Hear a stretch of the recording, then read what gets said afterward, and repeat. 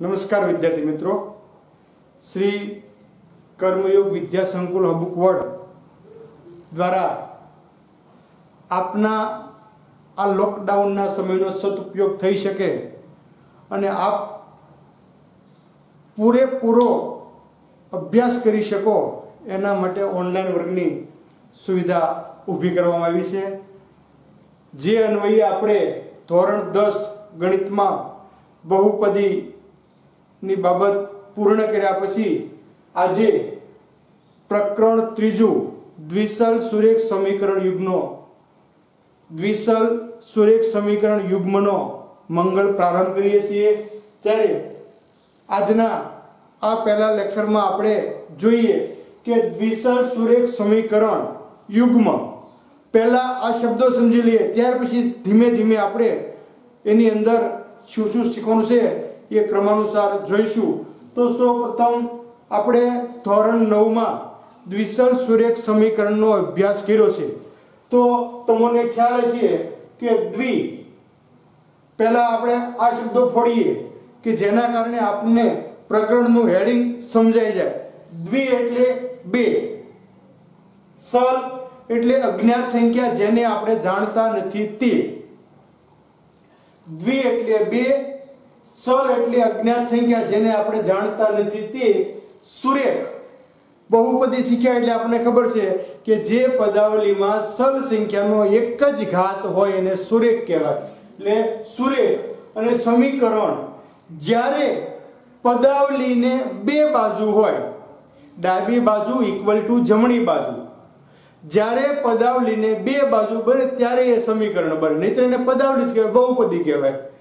પણ જ્યારે તમે લખો x = y એટલે x એટલે એક સલ, y એટલે બીજો સલ, વચ્ચે ઇક્વલ ટુ આવી ગયા એટલે બે ડાબી બાજુ ને જમણી બાજુ મળી ગઈ એટલે એ રાઈટ સમીકરણ બન્યું।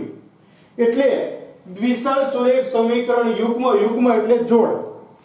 આપણે આ પ્રકરણમાં હંમેશા યુગ્મ સમીકરણ એટલે બે સમીકરણનો અભ્યાસ કરવાનો રહેશે। આપણે શબ્દો ખ્યાલ આવ્યા છે। દ્વિ એટલે બે, સલ એટલે કોઈ પણ બે અજ્ઞાત સંખ્યા જેને આપણે અહીંયા x અને y તરીકે ઓળખશું કે જેથી કરી ભૂલ પડવાની સંભાવના ન રહે। સુરેખ એટલે એક ઘાત વાળી પદાવલી અને સમીકરણ એટલે બે બાજુ હોય, આવા યુગ્મનો આપણે અભ્યાસ કરવાનો છે। તો સૌપ્રથમ વિદ્યાર્થી મિત્રો આપણે પુનરાવર્તન ઉપરથી અજ્ઞાત ગણિતના નિયમ પ્રમાણે મૃત વસ્તુ પરથી અમૃત વસ્તુ શીખવી अथवा ज्ञात वस्तु परथी अज्ञात वस्तु सीखवी એટલે જે આપણે જાણેલા છીએ ત્યાંથી શરૂ કરીએ। તો સૌપ્રથમ એક સલ સમીકરણ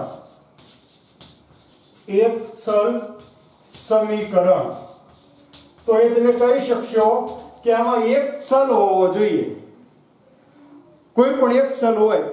દાખલા તરીકે અજ્ઞાત સંખ્યાની શરૂઆત આપણે ધોરણ 6 થી થાય છે, એટલે તમને ખ્યાલ છે કે દાખલા તરીકે કોઈ વાત ખબર ન હોય ત્યારે આપણે અહીંથી આપણી શાળા થકી વાત શરૂ કરીએ તો તમને કોઈ પૂછે કે ભાઈ તમારી શાળામાં કેટલા બાળકો છે, તો તમે એમ કહી શકો ભાઈ અમારી શાળામાં x બાળકો છે।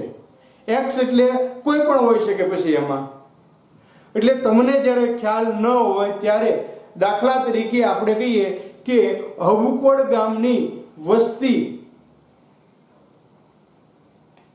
5000 ની છે। હવે એમાં કેટલા સ્ત્રી અને કેટલા પુરુષ આ ખબર ન હોય તો આપણે કહી શકીએ કે હબુકવડ ગામમાં x પુરુષ છે અને y સ્ત્રી છે। x + y = 5000, બે છે 5000 છે। એટલે આ રીતે આપણે સમીકરણની રચના અજ્ઞાત સંખ્યા જ્યારે મળે ત્યારે કરી શકીએ। તો પહેલા આપણે એક સલ સમીકરણનો અભ્યાસ કરીએ। તો એનું સ્વરૂપ છે ax + b। जो અહીંયા x एक સલ છે = 0, તો અહીંયા આપણે કહી શકીએ કોઈ પણ સંખ્યા લેવી હોય તો સમીકરણ બનાવો એટલે બે બાજુ થાય અને ખાલી તમે એક પણ બાજુ વિચારી શકો।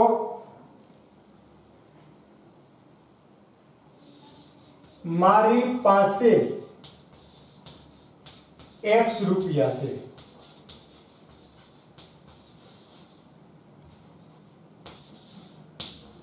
અને 10 રૂપિયા મને મળ્યા। તેથી સમીકરણ શું આવશે?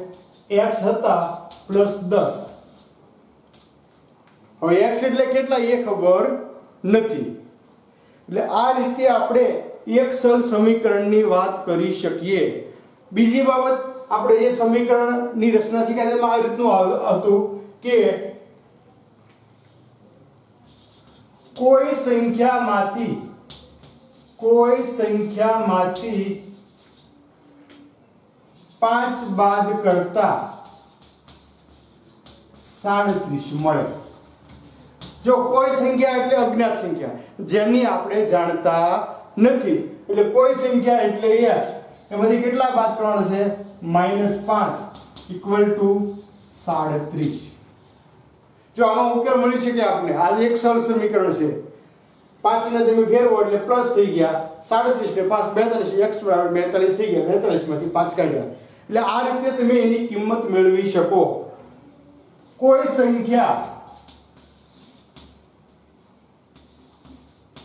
સંખ્યાના બમણામાંથી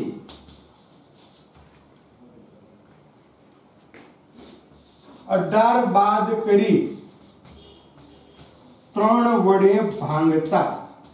જો સમીકરણ બનતા શીખીએ છીએ આપણે। કોઈ સંખ્યા એટલે શું લઈશું આપણે?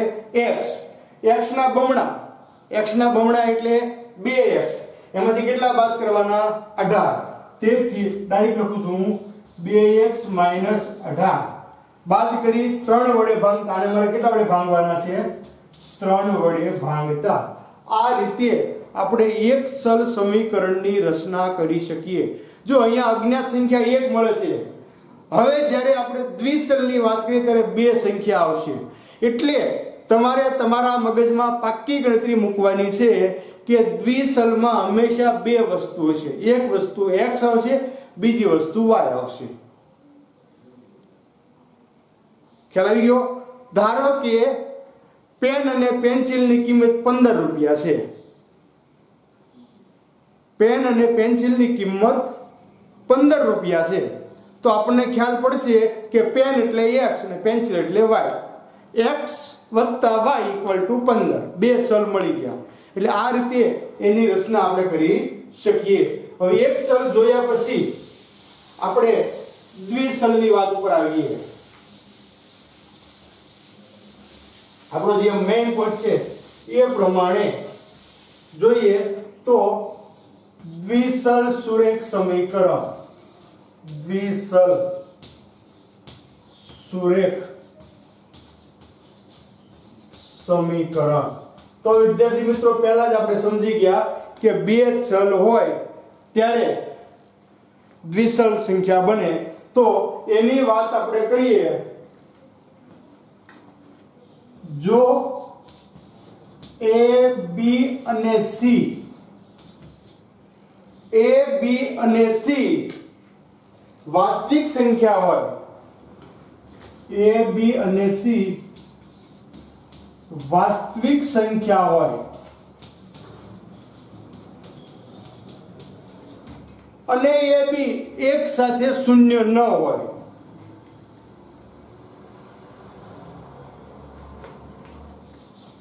અને a b એક સાથે શૂન્ય ન હોય, જો ખાસ સમજો, કેમ કે a જે છે એ x નો સહગુણક છે, b છે એ y નો સહગુણક છે, અને એ બે શૂન્ય હોય તો x અને y બે જતા રહે, એટલે સલ જ ન રહે। તો સલ ન રહે તો સમીકરણ ન બની શકે। એટલે કે a અને b એક સાથે શૂન્ય ન હોય તો તે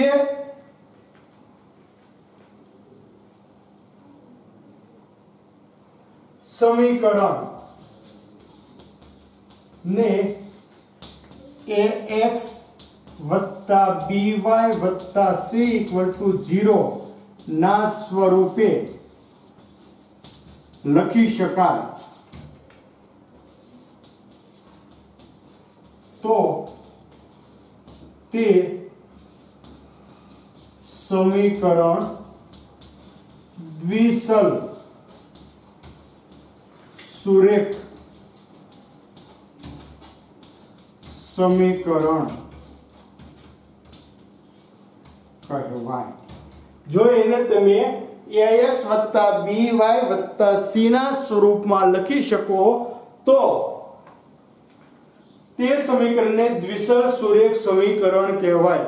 હવે આના માટેના જે મહત્વના પોઈન્ટ આપણે જોયા તે જોઈ લઈએ. તો બે ચલ હોય એટલે કે x અને y. તમને સમજાય એટલા માટે કદાચ તમે m અને n પણ લઈ શકો, a અને b પણ લઈ શકો, પણ ફરી વખત મેં તમને કીધું કે ભાઈ a b c આપણે વાસ્તવિક સંખ્યા લીધેલી છે, અચળ સંખ્યા હોવાથી ભૂલ ન પડે એટલા માટે હંમેશા x અને y નો ઉપયોગ કરવાનો. ત્યાર પછી સુરેખ હોય એટલે એક ઘાત. તો ઘાત હંમેશા કોની જોવાની? સળ સંખ્યાની જોવાની. સુરેખ હોય ત્યાર પછી બે બાજુ હોય. જો સમીકરણને હંમેશા બે બાજુ હોય, ડાબી બાજુ અને જમણી બાજુ, તો જે સમીકરણ બને. એટલે આ રીતે આપણે જોવાનું છે કે દ્વિસલ સુરેખ સમીકરણ છે કે નહીં. હા વિદ્યાર્થી મિત્રો, એક મહત્વની બાબત તમને અત્યારે અહીંયા જ બતાવી દઉં છું કે કદાચ કોઈ એક ચલ ન હોય તો તમે એને પ્રમાણિત સ્વરૂપે લખવા માટે 0 મૂકીને લખી શકો. દાખલા તરીકે કોઈ સમીકરણમાં y નથી તો તમે લખી શકો કે x + 0y એટલે બે ચલ બની ગયા. કેમ કે 0 સાથે ગુણાકારથી એની કિંમતમાં કોઈ ફેરફાર થતો નથી. હવે આનું પ્રમાણિત સ્વરૂપ અહીં આપણને આપેલું છે, સાથે સાથે જોઈ લઈએ. પ્રમાણિત સ્વરૂપ ax + by + c = 0. a અને b એક સાથે શૂન્ય નથી. a અને b એક સાથે શૂન્ય નથી. આ એનું પ્રમાણિત સ્વરૂપ આપણને મળી ગયું. એટલે જ્યારે પણ તમારે લખવાનું હોય ત્યારે તમે તે લખી શકો. એટલે આ હતી દ્વિસલ સુરેખ સમીકરણની વાત. ફરી વાત દોહરાવું છું કે બે ચલ હોય, એક ઘાત હોય અને સમીકરણ બે બાજુ હોય અને આપણે યુગ્મ એટલે જોડ સમીકરણનો ઉપયોગ કરવાનો રહેશે.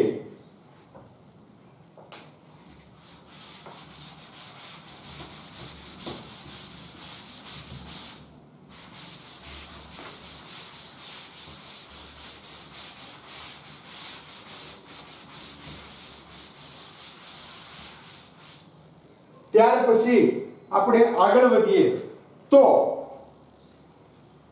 આપણે જે પોઈન્ટ શીખ્યા છે એના આધારે નીચેના સમીકરણને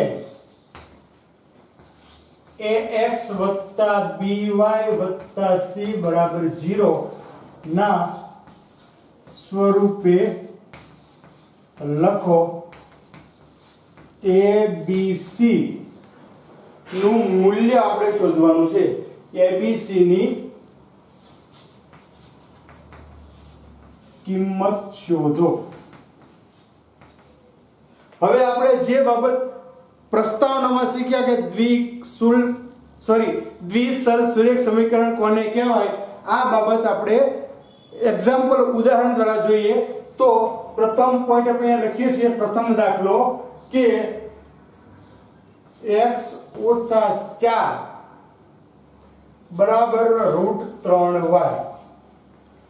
જો આ સમીકરણ મને મળી ગયું. હવે મારે આને પ્રમાણિત સ્વરૂપે લખવાનું છે. એટલે ax + by + c એટલે પહેલા x વાળું પદ, પછી y વાળું પદ, પછી અસલ પદ અને બરાબર 0 લખવાનો છે.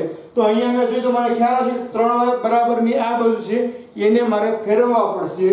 તેથી ડાયરેક્ટ લખું છું x - √3y. જો પ્લસ હોવાથી ફેરવા એટલે માઈનસ -4 = 0. હવે તમને સમજાઈ જશે કે ax + by + c = 0 મળી ગયું. હવે આપણે આની કિંમત શોધવાની. તો x નો જે સહગુણક છે એને a કહીશું નો સમજાય તો કહી શકો છો a બરાબર 1 b બરાબર -√3 જો નિશાની સાથે આ બહુપદીમાં શીખેલા પોઈન્ટ આપણે બધા અહીંયા યાદ રાખીશું અને c બરાબર -4 જો એ જોઈએ કે ax by c ના સ્વરૂપે લખો તો લખાઈ ગયું ax by c નિશાની જે આવશે એ લખશે પ્રમાણિત સ્વરૂપમાં ભલે પ્લસ હોય પણ અહીંયા જે નિશાની હોય એ મૂકવાની છે તો પ્રમાણિત સ્વરૂપે લખ્યું અને abc ની કિંમત શોધો a એટલે પ્રથમ પદમાં એક પણ સહગુણક ન હોય તો 1 આવશે b એટલે -√3 આવશે અને c એટલે -4 આવશે ત્યાર પછી બીજો દાખલો આપણે જોઈએ આ રીતમાં કે 2x 3y બરાબર 4.37 તો અહીંયા આપણે જોઈ શકીએ છીએ કે x અને y તો ક્રમાનુસાર છે માત્ર અસલ પદ મારે ફેરવવાનું છે તેથી 2x 3y -4.37 0 તેથી હું લખી શકું a બરાબર કેટલા આવશે 2 b બરાબર કેટલા આવશે 3 c બરાબર -4.37 આ રીતે હું એનો જવાબ અહીંયા લખી શકું છું બંને દાખલા દ્વારા તમને ખ્યાલ આવી ગયો છે કે મારે એને ax by c ના ક્રમમાં ગોઠવવાના છે ત્યાર પછી નેક્સ્ટ દાખલો જોઈએ આપણે ત્રીજો પોઈન્ટ જોઈએ છીએ તો ત્રીજા પોઈન્ટમાં આપણે રકમ આપી છે 5 બરાબર 2x હવે જો 2x તો છે એને આમ ફેરવી તો માઈનસ થાય એટલે આપણે 5 ને ફેરવવાના તેથી 2x 5 ને ફેરવા એટલે માઈનસ ન્યા કાઈ ન હોય તો 0 ત્યાર પછી હવે આપણે જોઈએ છીએ કે અહીંયા y વાળું પદ ઘટે છે મેં તમને સંકલ્પનામાં જે વાત કરી હતી તો અહીંયા મારે y વાળું પદ છે 0 કરીને મૂકી દેવાનું છે તેથી 2x 0y -5 બરાબર 0 હવે તમને થશે કે મારે 0 વાળું પદ પ્લસ લેવું માઈનસ લેવું પણ શૂન્યનું મૂલ્ય જ કાઈ નથી એટલે પ્લસ લખો માઈનસમાં કાઈ ફેર પડશે નહીં તો હવે અહીંયા જોઈ શકીએ કે ax by c 0 એટલે a બરાબર કેટલા આવશે તો કે 2 આવશે b બરાબર કેટલા આવશે 0 અને c બરાબર -5 આ રીતે હું લખી શકું નેક્સ્ટ ચોથો પોઈન્ટ આપણે જોઈએ તો ચોથા પોઈન્ટમાં આપણને એ પૂછે એને 2x બરાબર y તો એ 2x અને y છે પણ y બરાબરની આ બાજુ એને ફેરવવા પડશે તેથી 2x y બરાબર 0 હજી અહીંયા જોઈશું તો ખ્યાલ આવશે કે બે ચલ આવી ગયા અસલ પદ c ઘટે છે તો c ને મારે 0 લખીને મૂકી દેવાનું તેથી 2x y 0 0 હવે a બરાબર કેટલા આવશે તો કે a બરાબર 2 આવશે b બરાબર -1 c બરાબર 0 આ રીતે હું એને પ્રમાણિત સ્વરૂપે લખી શકું અને abc નું મૂલ્ય બતાવી શકું ત્યાર પછી પાંચમો પોઈન્ટ આપણે જોઈએ તો x ઓછા y ના છેદમાં 5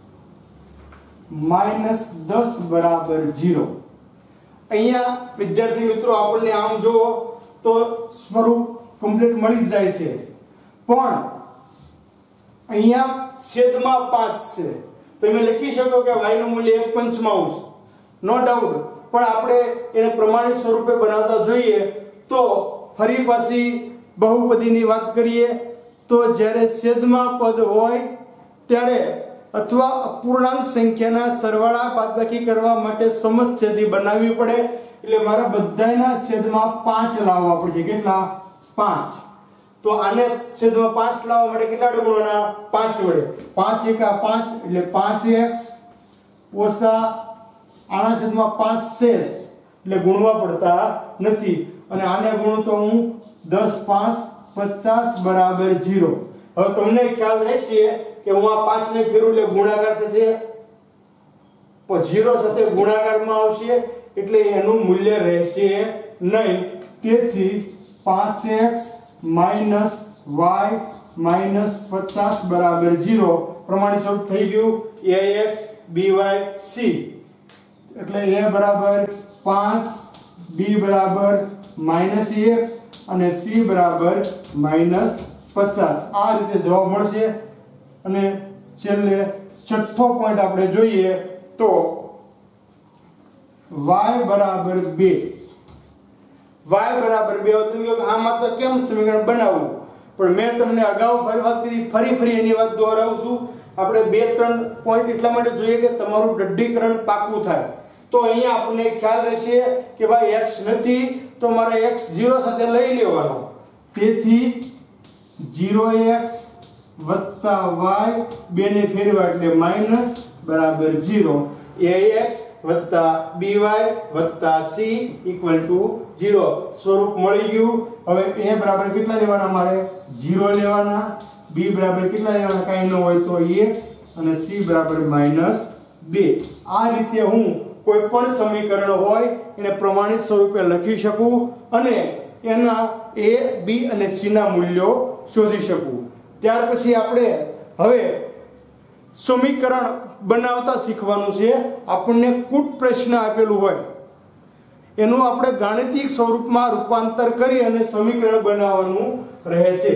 તો જોઈએ આપણે કૂટ પ્રશ્નો કે કઈ રીતનું એનું આપણને રૂપાંતર મળે છે.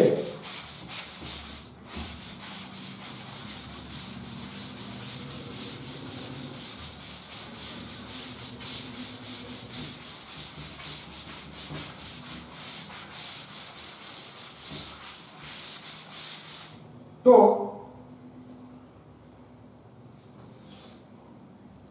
પોઈન્ટ આપણે જોઈ લઈએ કે સમીકરણ સ્વરૂપે દર્શાવો. જો આપણને ગાણિતિક સ્વરૂપ કેવું હોય તો આપણને કૂટ પ્રશ્ન આપ્યો હોય, આ કૂટ પ્રશ્નને મારે ગાણિતિક સ્વરૂપે ફેરવા પછી એનું સમીકરણ બનાવવાનું છે. જોઈએ આપણે કે નોટબુકની કિંમત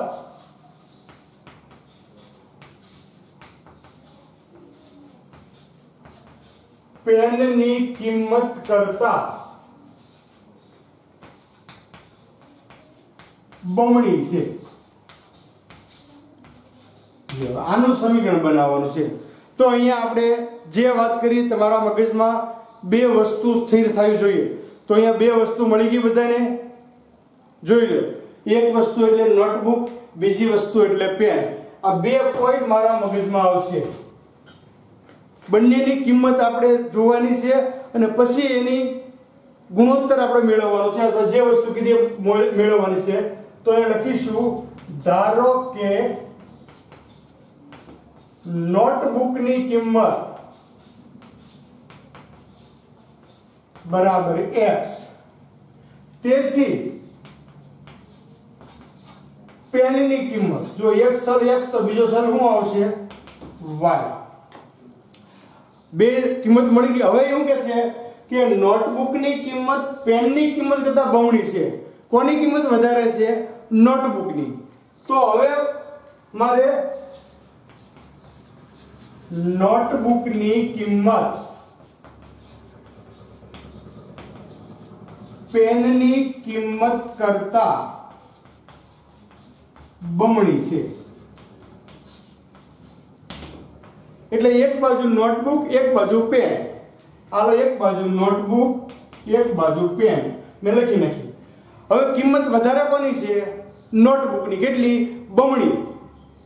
તો મારે શું કરવું પડશે, જેની કિંમત ઘટે છે એને બમણી એટલે 2 વડે ગુણવા પડશે, 2y.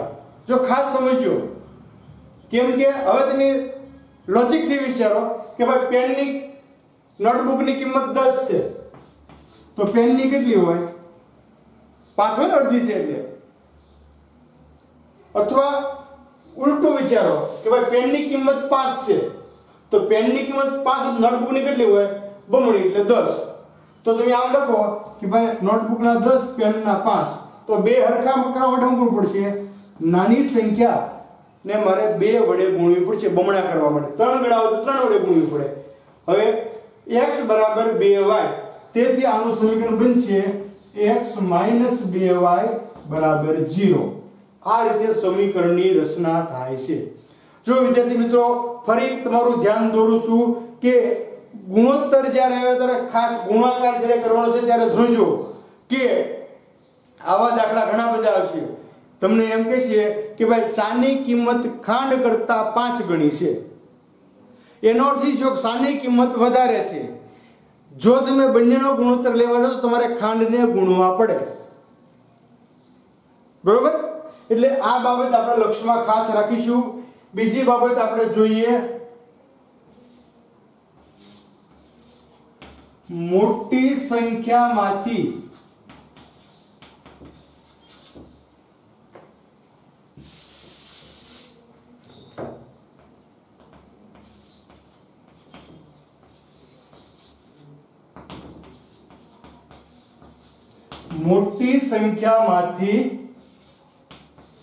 નાની સંખ્યા ના બમણા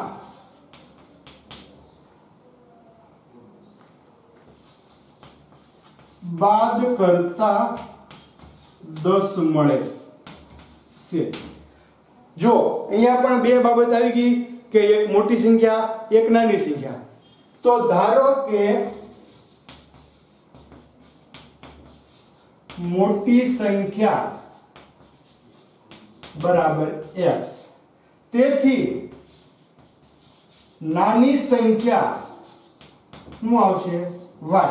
હવે જો મોટી સંખ્યામાંથી નાની સંખ્યાના બમણા એટલે નાની સંખ્યાના બમણા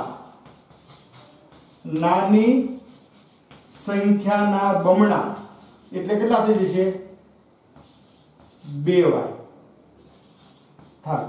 હવે મોટી સંખ્યામાંથી નાની સંખ્યાના બમણા બાદ કરતા 10 મળે એટલે કે તેથી મોટી સંખ્યા x નાની સંખ્યા 2y મોટી સંખ્યામાંથી નાની સંખ્યાના બમણા બાદ કરતા 10 મળે. આ સમીકરણની રચના થઈ. અહીંયા આ સમીકરણ અહીંયા આ સમીકરણ. આને તમારે પ્રમાણિત સ્વરૂપે ફેરવવું હોય તો તમે ફેરવી શકો છો. હું માત્ર ને માત્ર આપણે જે પ્રમાણે તમને સમીકરણની રચના શીખવાડું છું કે સમીકરણ કઈ રીતે બને.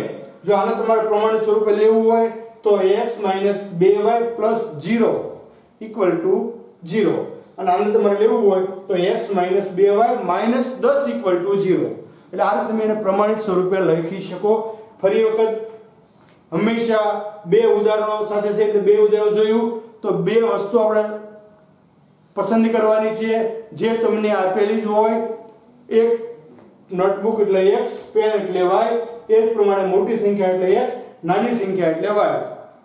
અહીંયા સીધું એમ કીધું છે બંને સમીકરણમાં ફેર એટલો છે. અહીંયા ડાયરેક્ટ કીધું કે નોટબુકની કિંમત પેન કરતા બમણી છે. તો એક બાજુ નોટબુક એક બાજુ પેન. નોટબુકની કિંમત બમણી હોવાથી 2 વડે મારે પેનને ગુણવી પડશે એટલે મેં 2y કર્યા.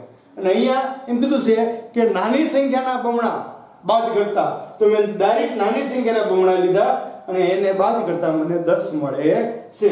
નેક્સ્ટ ઉદાહરણ જોઈએ આપણે આ રીતના 4-5 દાખલા જોઈએ કે જેથી કરી અને આપણે પૂર્વ પ્રશ્નમાંથી સમીકરણની રચના કરી શકીએ અને સાચું ગાણિતિક સ્વરૂપ મેળવી શકીએ. કેમ કે દાખલા ગણવા માટે પહેલા ગાણિતિક સ્વરૂપ જે છે એ ફર્સ્ટ સ્ટેપ થશે. પહેલું સ્ટેપ શીખ્યા પછી આપણે એની ઉકેલ જે છે એ મેળવી શકીએ.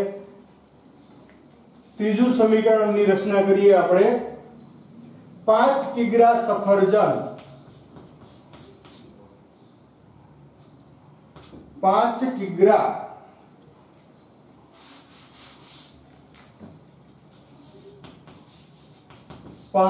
કિલોગ્રામ સફરજન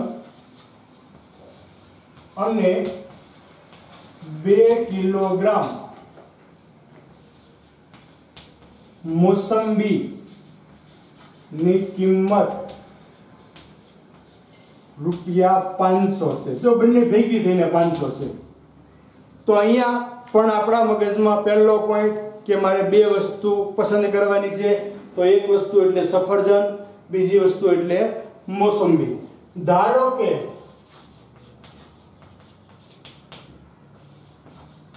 સફરજન ની કિંમત બરાબર x, તેથી મોસંબીની કિંમત બરાબર y। તો જો જથ્થો છે એટલે ગુણાકારમાં આવશે।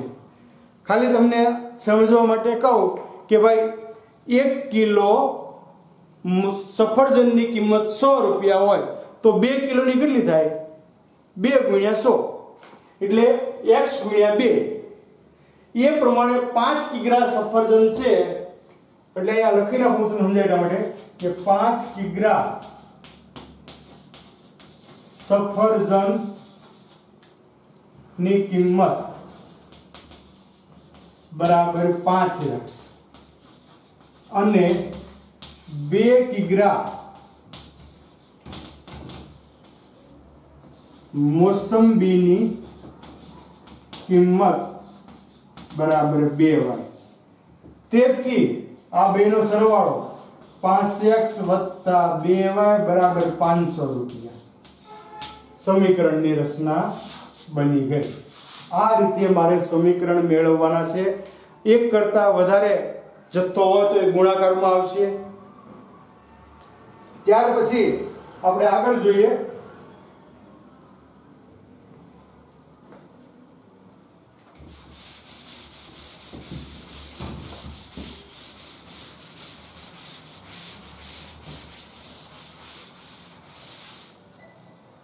ચોથો પોઈન્ટ, માનસી જેટલી વખત ઉપલા રમી તેના કરતા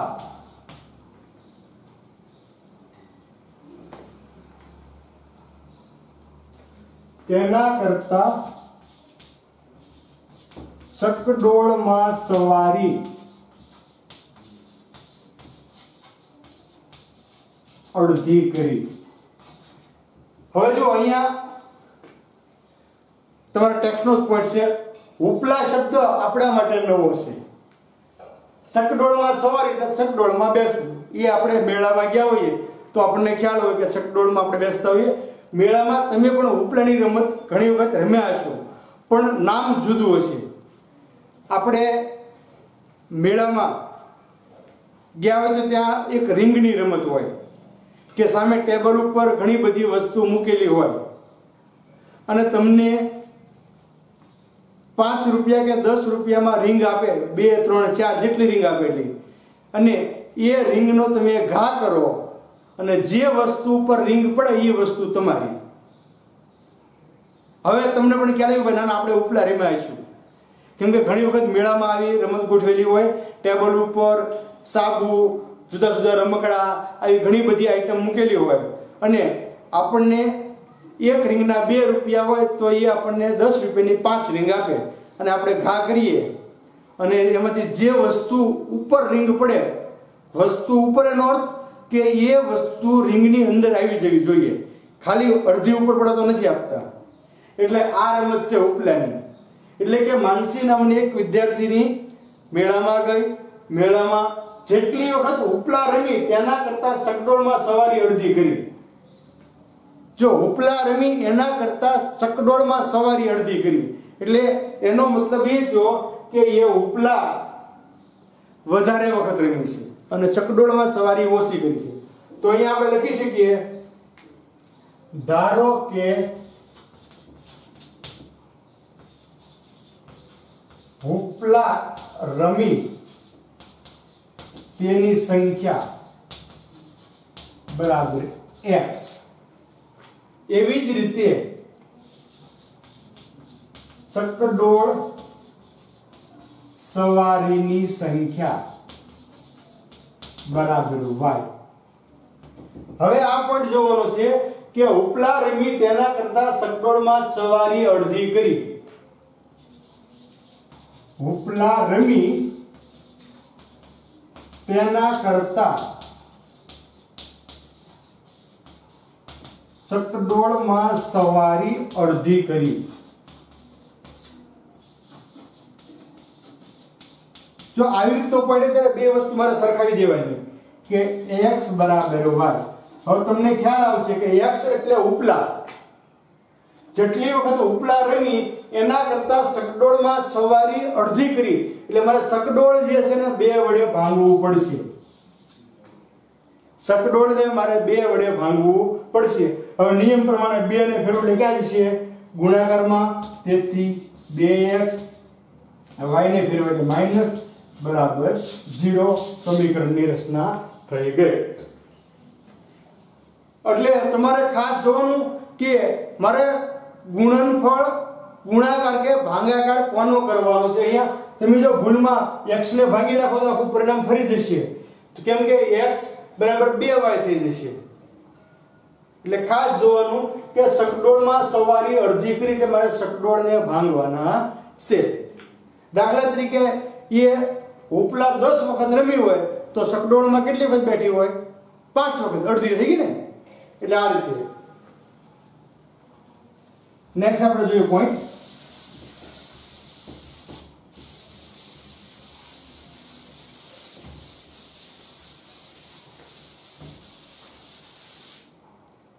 ત્યાર પછી પાંચમો પોઈન્ટ આપણે જોઈએ. આફતાબ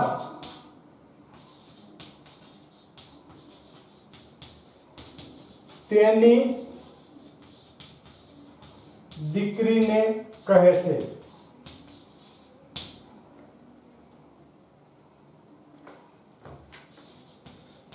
सात वर्ष पहला मारी उम्र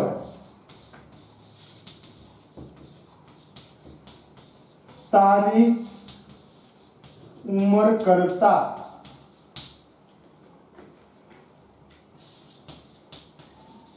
7 ગણી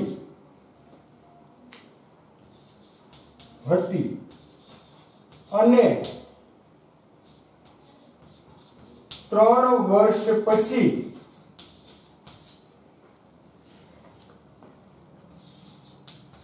મારી ઉંમર તારી ઉંમર કરતા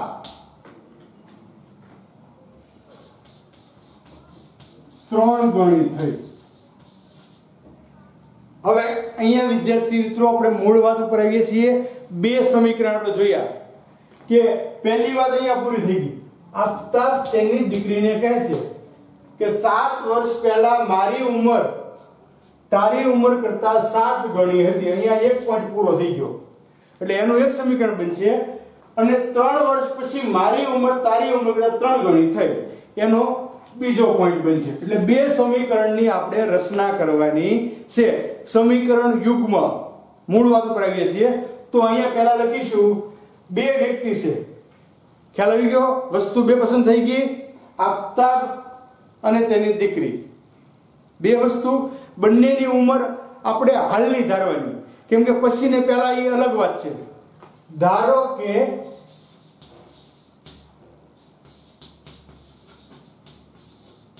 આફતાબની હાલની ઉંમર બરાબર x વર્ષ. તેથી તેની દીકરીની હાલની ઉંમર બરાબર y વર્ષ. હવે 7 વર્ષ પહેલા જો આ શબ્દ સમજો.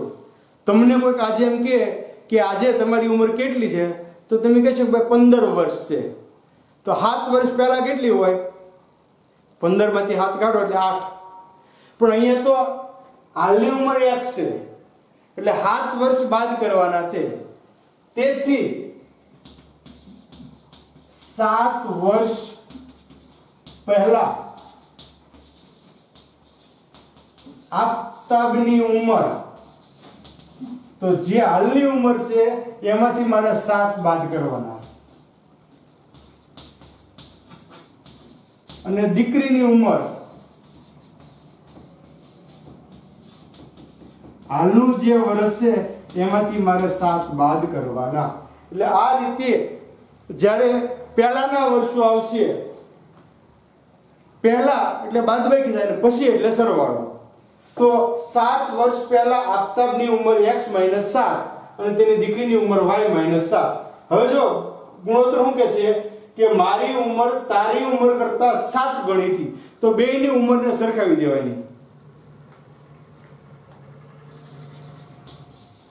આફતાબની ઉંમર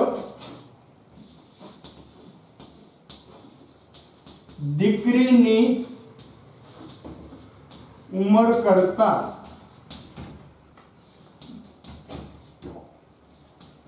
7 ગણી હતી.